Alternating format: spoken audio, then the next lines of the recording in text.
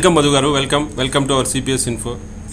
అవునండి మధు గారు, మీరు ఏపీఎస్లో ఎక్కడెక్కడ పనిచేశారు? సార్ నేను చెప్పాను ముందే 97లో రిక్రూట్ అయ్యా, ట్రైనింగ్ సెంటర్కి వెళ్ళాను. కామ్తీనా? ఏపీఎస్ సెంటర్ కామ్టీ అండి, నాగ్పూర్ దగ్గర వస్తుంది. అక్కడ ట్రైనింగ్ 6 months ట్రైనింగ్ కంప్లీట్ చేసుకుని జూన్ నెలలో నేను నాకు పోస్టింగ్ అయింది. ఫస్ట్ పోస్టింగ్ తేజ్పూర్, అస్సాంలోకి వచ్చిందండి. అది హెడ్ క్వార్టర్ 4 Corps అంటారు. అక్కడ తేజ్పూర్లో 2 years సర్వీస్ చేశానండి. ఆ తర్వాత నాకు ఢిల్లీ 1 CVPO పోస్టింగ్ వచ్చిందండి. 1 CVPOలో నేను అప్పుడు వీసాట్ అనేది వెరీ స్మాల్ అపర్చునిటీ, ఎమో ట్రాన్స్మిషన్ కోసం డిపార్ట్మెంట్లో ఒక టెక్నాలజీ ఉండేదండి. దా బ్రాంచ్లో సూపర్వైజర్గా సిస్టమ్ అడ్మినిస్ట్రేటర్గా 4 years పనిచేశానండి. అక్కడ ఆ తర్వాత Srinagar head quarter 15 Corps posting వెళ్ళానండి. అది ఫీల్డ్ సర్వీసు. అది కంప్లీట్ చేసుకొని నేను ఏపీఎస్ రికార్డ్ ఆఫీస్ అనేది కామ్టీలోనే రికార్డ్ ఆఫీస్ ఉండేదండి. దాంట్లో జేసీఓస్ అంటే IPIRMs ఉంటారు కదండి, అక్కడ ఆర్మీలో వాళ్ళని జేసీఓస్ అంటారండి. ఆ క్యాడర్కి పోస్టింగ్ బ్రాంచ్లో వర్క్ చేస్తూ 2 years చేసి మళ్ళీ డెప్యుటేషన్ నేను క్యాన్సిల్ చేసుకొని పేరెంట్ డిపార్ట్మెంట్ మన RMSTP డివిజన్లో వచ్చి జాయిన్ అయ్యానండి. 2008లో జాయిన్ అయ్యాను. అవునండి, అక్కడ మీరు పనిచేసేటప్పుడు ఆర్మీ ఏపీఎస్లో అక్కడ ఏదన్నా మీకు గుర్తుండిపోయే సంఘటనలు ఏదైనా జరిగాయా మీరు ఉండేటప్పుడు? శ్రీనగర్లో ఒక చాలా భయపెట్టే సంఘటన ఒకటి జరిగిందండి, అది మీతో షేర్ చేసుకుంటాను. నేను శ్రీనగర్లో వర్క్ చేసేటప్పుడు జేసీఎస్కి ఆడ డ్యూటీలు వేస్తారండి. మంత్లీ వన్స్ అన్నా ట్వైస్ అన్నా డ్యూటీ జేసీఓ అనేసి ఒక డ్యూటీ వస్తుందండి. అంటే ఆ డ్యూటీస్ ఎట్టుంటాయంటే శ్రీనగర్ చుట్టూ మా 15 Corps చుట్టూ కొండలు ఉండేటువంటి, అంటే ఆ శ్రీనగర్ నుంచి కొంచెం దూరంలో చుట్టూ కొండలు ఉండేటివి. దాంట్లో చాలా పోస్టులు ఉన్నాయి, దాదాపు 20-30 పోస్టులు ఉంటాయండి. ఒక్కొక్క పోస్ట్లో 10 మంది 12 మంది సిపాయిలు కాపలా కాస్తూ ఉంటారండి. 24/7 చేస్తున్నారు, 3 షిఫ్ట్లుగా చేస్తూ ఉంటారండి. అది వాళ్ళు అక్కడ డ్యూటీ చేస్తూ ఉంటే వాళ్ళకందరికీ డేలో 2 times డ్యూటీ జేసీఓ చెక్ చేయాలా, వన్స్ డ్యూటీ ఆఫీసర్ చెక్ చేయాలి. ఆ ఆఫీసర్ అనే డ్యూటీ ఆఫీసర్ ఎవరైతే ఉంటారో వాళ్ళ డ్యూటీ జేసీఓకి పిలిచి ఏదో ఒక టైంలో రమ్మని వాళ్ళు పాస్వర్డ్ ఇస్తారండి. ఆ పాస్వర్డ్ మనకు చెప్తారు, పైగా ఒక టైం ఇస్తారు. ఆ టైంలోనే పోయి మనము ఆ పర్టికులర్ పోస్టులన్నీ చెక్ చేయాలి. మిగతా ఏ టైంలో పోకూడదు, ఎందుకంటే అది చాలా రిస్ట్రిక్టెడ్ ఏరియాస్ ఉంటాయి, సెన్సిటివ్ ఏరియాస్ ఉంటాయి కాబట్టి. ఆ టైమింగ్స్ ఎప్పుడు మనకు మిడ్నైట్ 12, 1, 2, 3 ఎప్పుడైనా ఇవ్వచ్చు. అంటే one choice of the officer to maintain the secrecy అది ఇస్తారండి. పైగా పాస్వర్డ్ ఇస్తారు. పాస్వర్డ్ సగం వాళ్ళు మనల్ని అడుగుతారు, మనం మిగతా సగం చెప్పాలి. అది చెప్పకపోతే ఆ డ్యూటీలో ఉండే సిపాయిలకి రైట్ ఉంది కాల్చిపారేయచ్చు. పాస్వర్డ్ తప్పైనా మనం చెప్పకపోయినా దే కెన్ కాల్ చేయొచ్చు, వాళ్ళపై కేసులు కూడా ఎంక్వైరీ కూడా ఉండదండి, అట్లుంటుంది. అట్లా నాకు ఒక డ్యూటీ ఆఫీసర్ రాత్రి 1కి టైమింగ్ ఇచ్చాడండి. చలికాలము, జనవరి నెల, మంచు పడుతుంది. నేను కరెక్ట్గా నాకు టైమింగ్ 1 ఇచ్చారు డ్యూటీ ఆఫీసరు. నేను 12:30కి లేచి యూనిఫామ్లు అవన్నీ వేసుకొని బయట వచ్చి చూస్తే మొత్తం మోకాల వరకు మంచు అండి. ఆ మంచులో నడుచుకుంటూ ఎంటీ సెక్షన్ అంటే మోటార్ వెహికల్స్ సెక్షన్ అండి. అంటే మనకు ఒక డ్రైవరు, మనతో పాటు ఒక గన్ మ్యాన్, మనకు ఒక మిషన్ గన్ ఇస్తారు. దాంట్లో కూర్చొని వెళ్ళేసి అవన్నీ చెక్ చేసి అడ్మినిస్ట్రేటివ్ ఆఫీస్ ఒకటి ఉంటుందండి, ఆడ పోయి సైన్ పెట్టేసి రావాలండి వాళ్ళు చెక్ చేసినాం అనేసి. అవన్నీ నేను చెక్ చేసుకొని రిటర్న్ వచ్చి ఆ అడ్మినిస్ట్రేషన్ ఆఫీస్ కూడా అక్కడ ఇంకా ఎక్కువ మంచి పడిందండి, ప్లెయిన్గా ఉంటుంది కాబట్టి దాదాపు థైస్ వరకు ఉండే. వెళ్తూ ఉంటే అట్లే దాదాపు 20-30 రౌండ్ కాల్పులు దడదడ అనిపించింది. అట్లే నేను భయం వేసి ఏమన్నా మిలిటెంట్స్ అటాక్ చేశారేమో అనేసి అట్లే నేను మంచులో పడుకునేసి ½ hour తర్వాత అంతా సద్దుమణిగిన తర్వాత లేచి భయంగా పాకుతూనే వెళ్ళానండి. పాకుతూనే వెళ్ళి చూస్తే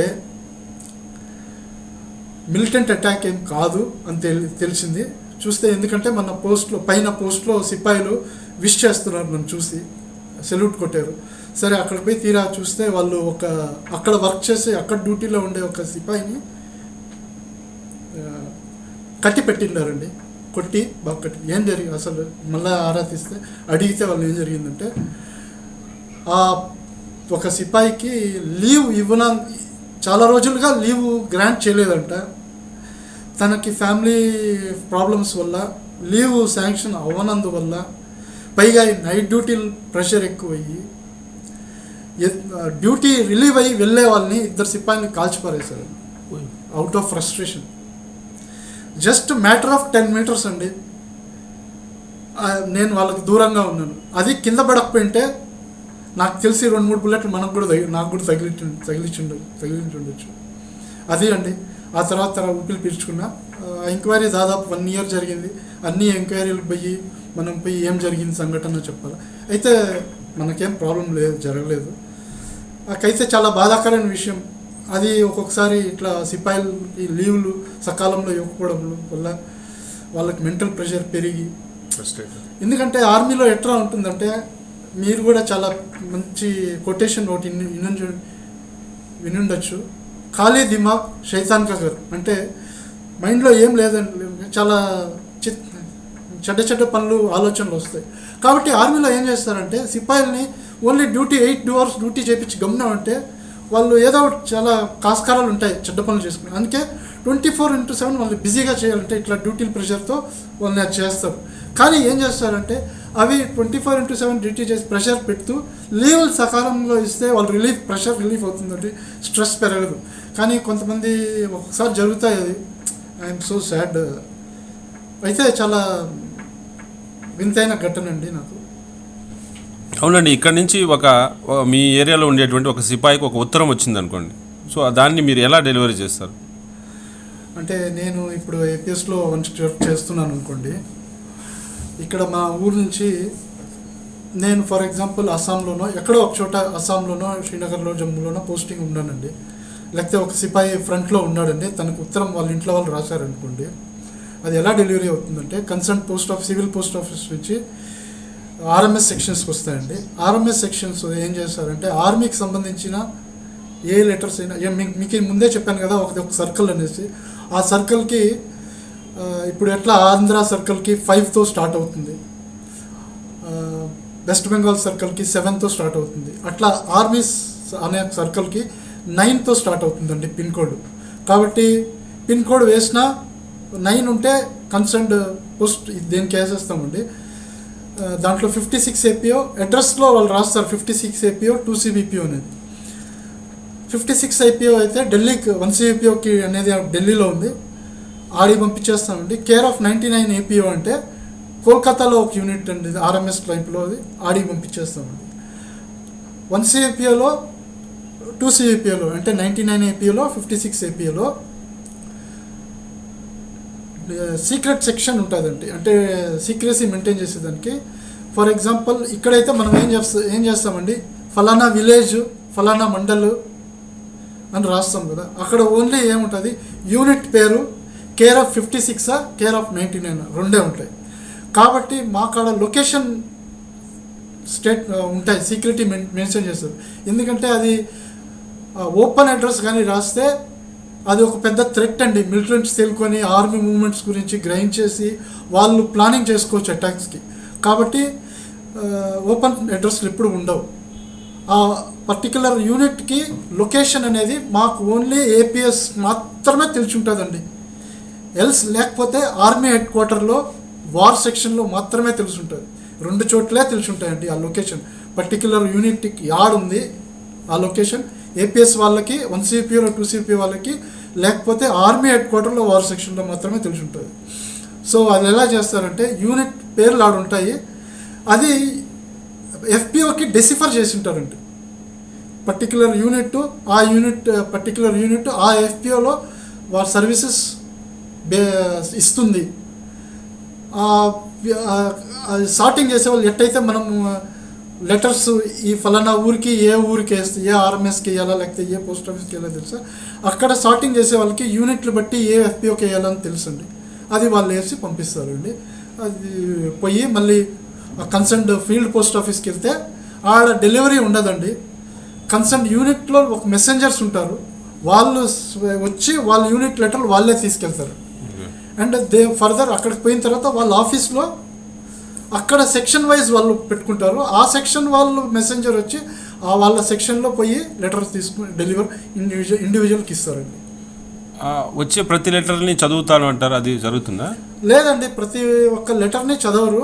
బట్ ర్యాండమ్గా కొన్ని పర్సనల్ లెటర్స్ ఉంటాయి కదా, కొన్ని లెటర్స్ ఏమైతే personal return communication to mother or spouses or friends అట్లా కొన్ని ర్యాండమ్గా లెటర్స్ పికప్ చేసుకుని చదువుతారండి. ఎందుకంటే అవుట్ ఆఫ్ ఎక్సైట్మెంట్ కొంతమంది ఈరోజు ఇలా జరిగింది, నేను ఏడో పని చేస్తున్నాను, అవన్నీ వాళ్ళు రాయకూడదండి, ఫ్యామిలీస్కి తెలియకూడదు వాళ్ళ లొకేషన్. ఎందుకంటే ఐఎస్ఐ కానీ ఇట్లా టెర్రరిస్ట్ వాళ్ళు ఏం చేస్తారంటే they are very intelligent fellows who track చేస్తూ ఉంటారు. ఫలానా ఊరి నుంచి ఫలానా వాడు అక్కడ పని చేస్తున్నాడు, వాళ్ళ ఆయన ఆర్మీలో ఉన్నాడు అని వాళ్ళకి తెలిసి వాళ్ళు ట్రాక్ చేస్తారు.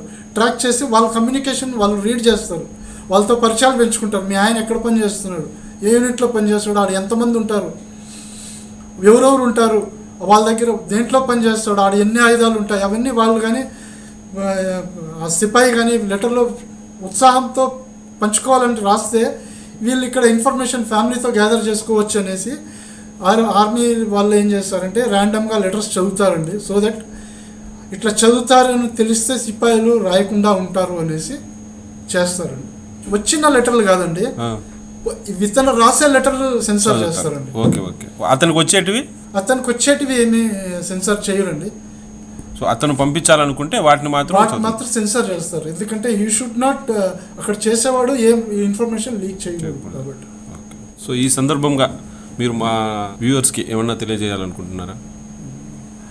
అవునండి, first of all I would like to appreciate you, that is Chakrapani గారు, for taking such initiative to reach to make me able persons like me to reach to all people.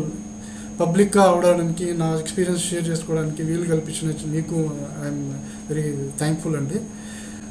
చివరిగా నేను ఆర్మీలో 10 years పనిచేశానండి. అండ్ చాలా చోట్ల ఫీల్డ్లో కూడా పనిచేశాను కాబట్టి అక్కడ మనకందరికీ తెలుసు సిపాయిలు, ఈవెన్ ఆఫీసర్స్, బార్డర్స్లో సెన్సిటివ్ పోస్ట్లో టెర్రరిస్ట్ యాక్టివిటీస్ ఎక్కువగా ఉన్న నార్త్ ఈస్ట్లో, ఫ్రంట్స్ ఎక్కువగా ఉన్న రాజస్థాను, శ్రీనగర్, పాకిస్తాన్ బార్డర్ ఉన్న సిపాయిలు డ్యూటీస్ కూడా దగ్గరగా చూశానండి. వాళ్ళ డ్యూటీసే చూశాను. పైగా లీవుల్లో వస్తూ పోతూ వాళ్ళతో పాటు కూర్చొని వాళ్ళ ఎక్స్పీరియన్స్, వాళ్ళు కూడా ట్రైన్లో కూడా నేను వాళ్ళ ఎక్స్పీరియన్సెస్ వాళ్ళతో బాగా ఫ్రెండ్లీగా మూవ్ అవ్వడం వల్ల తెలిసాయి వాళ్ళు ఎంత బాధపడుతూ ఉంటారు. మనమే ఇక్కడ డ్యూటీ చేసే వాళ్ళము ఒకరోజు ఇంటికి పోకపోతే మన ఫీలింగ్స్ ఇలా ఉంటాయండి. ఒకరోజు మనకి ఇష్టమైన మన పిల్లల్ని, భార్యను చూడలేకపోతే ఎంత చేరలేకపోతే ఎంత ఇబ్బందిగా ఉంటుందో, మనం ఎట్లా స్ట్రెస్ ఫీల్ అవుతాం. అట్లాంటిది బార్డర్ అనేది ఎల్లప్పుడూ రెడీ టు వార్ అండి, ఆ పొజిషన్ ఉంటుంది. అటాక్ అని చెప్తే 15 minutesలో క్విక్ రియాక్షన్స్ టీమ్స్ ఉండాలండి. అంటే అంత క్విక్గా రియాక్ట్ అవ్వాలండి. ఆల్వేస్ 24/7. ఒక్కొక్కసారి రిలీవర్ రాకుండా 24/7 డ్యూటీలు చేసే సిపాయిలు కూడా మేము చూసామండి. అట్లా పోస్టులు కూడా ఉన్నాయి అట్లాంటివి. ఎందుకంటే ఆ పోస్టులు ఆడో ఎల్ఓసి దగ్గర ఉన్నాయండి. వచ్చేవాడు లేట్ అయితే పర్టికులర్ టైంలో ఎండ ఎక్కువ ఉంటే కనిపిస్తారు కాబట్టి ఆ టైంలో మూమెంట్ ఉండకూడదు కాబట్టి 24 వాడే డ్యూటీ చేయాలి ఆ పోస్టు. మళ్ళీ చీకటి పడిన తర్వాతే మూమెంట్స్ జరగాలి ఆ పోస్టుకి పోవాలంటే. అట్లా వాళ్ళని కూడా చూసాం. కాబట్టి ఆ సిపాయిలు ఎండనగా వాననగా దోమలన చెట్ల పైన ఉంటారండి, కెమోఫ్లో చేసుకొని, అంటే కనిపించకుండా తేడా తెలియకుండా చెట్లకి, బుషెస్కి, దోమలకి, పాములకి, పురుగులకి, దానికి తోడు ఫ్యామిలీకి దూరంగా ఉంటూ, దానికి తోడు several times leave applications reject అవుతుంటూ ఇంటికి పోలర్ న్యాచురల్ కెలామిటీస్ వస్తాయండి. నేనే 2 times ఎక్స్పీరియన్స్ చేశా. లీవ్ శాంక్షన్ అయింది, రిజర్వేషన్ అయింది, శ్రీనగర్ నుంచి చండీగఢ్ ఢిల్లీకి వచ్చేదానికి ఫ్లైట్లో సీట్ దొరికింది. కానీ తీరా మంచుబడి ఫ్లైట్లన్నీ క్యాన్సిల్ అయిపోయి మళ్ళీ ఎయిర్ బేస్ నుంచి మళ్ళీ డ్యూటీ స్టేషన్కి వెళ్తున్నాను.